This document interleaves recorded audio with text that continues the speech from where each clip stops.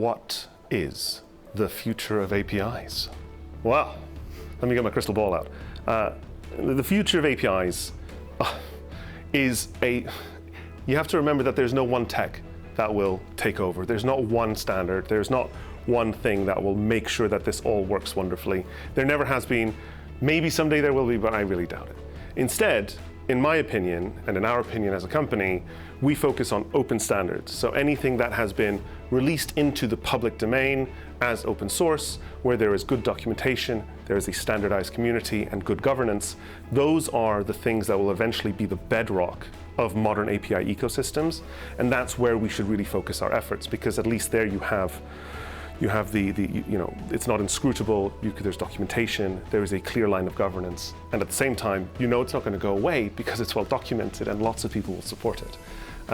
In the past, APIs and API technologies tended to become closed ecosystems or the purview of very large organizations who happen to form some kind of conglomerate.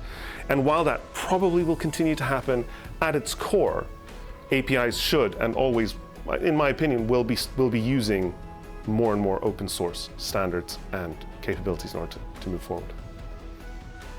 So when we started Tyke, we didn't really know what the future of APIs would be, but we did see a few trends. We saw there were more and more connected devices. Suddenly people were buying Fitbits and Apple Watches. Suddenly they wanted Spotify to talk to those devices and talk to their fitness tracking software on the web.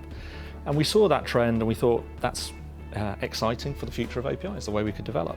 I think what we didn't see was that every single car you now purchase, and that's millions of cars a year, have every single sensor connected by an API that is then radioing back to the manufacturer in terms of performance, possibly to the insurers so they can check that you're driving correctly.